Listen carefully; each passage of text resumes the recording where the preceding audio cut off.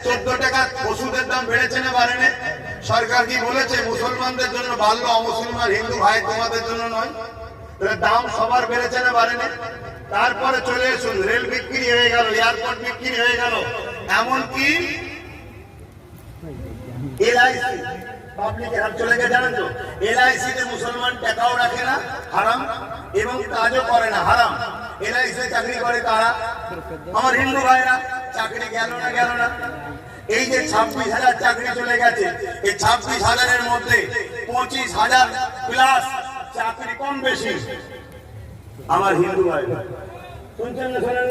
আজকে দেশের অবস্থা, যেভাবে জিনিসপত্রের দাম বাড়ছে, যেভাবে পদার্থ বাড়ছে, বলুন ক্ষতিটা কি সবার হচ্ছে না? কৃষকদের বিরুদ্ধে যে কারা আইন করেছিল, তারা কি অমুসলিম ভাইরা কি কৃষক নেই? এভাবে সার্বিকভাবে সবার ক্ষতি করছে কেন্দ্র সরকার। এটা সবাই মিলে যে যার এলাকার প্রতিবেশী বন্ধু করে একে অপরকে বোঝানো দরকার আছে না নাই? সেটা না বুঝিয়ে যদি আমরা শুধু নরে তকবীর দিয়ে ওয়াকফ কালা কানুন মানছি না, ভেঙে দাও, গুড়িয়ে দাও, মনে রাখবে তোমরা নিজেদেরই দুশ্মনকে আরো শক্তিশালী করছো। আন্দোলন তাহলে কি আমি বিরোধী না? আন্দোলনের সিস্টেম আছে, চলে আসুন, এই বুঝাচ্ছি।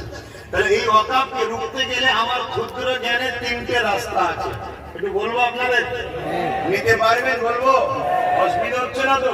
কারা কারা শুনতে চান হাত করে দেখান, নাই জয় করে দিলাম নেই বাবা, সবাই শুনতে চান তো? হাত নামান। নাম্বার 1, ওয়াকফ এজন্য বলছি ধর্মীয় জলসায়, ওয়াকফ হলো আমার ইসলামের একটা পার্ট। যেমন নামাজ আছে, রোজা আছে, দাড়ি আছে, টুপি আছে, হজ আছে, যাকাত আছে, ওয়াকফ হলো ইসলামের একটা পার্ট। কেন্দ্র সরকার ইসলামকে মিটানো শুরু একটা করেছে ওয়াকফ দ্বারা।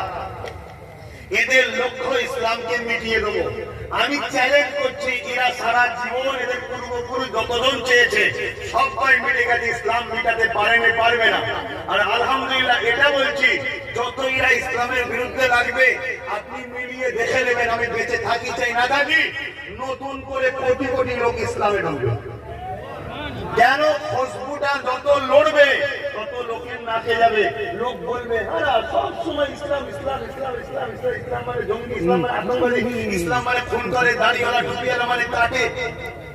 আচ্ছা সত্যিকারের মুহাম্মদ সাল্লাল্লাহু আলাইহি ওয়াসাল্লাম কে? যত দেখি তো পড়বে, মোবাইলে সার্চ করবে, গবেষণা হবে, তদন্ত করবে, মোবাইলে মুহাম্মদ সাল্লাল্লাহু আলাইহি ওয়াসাল্লাম সম্বন্ধে জানতে চাইবে, গুগলকে জিজ্ঞেস করবে পৃথিবীর শ্রেষ্ঠ মানুষকে, গুগল বলবে মুহাম্মদ। জোরে বলুন সুবহানাল্লাহ।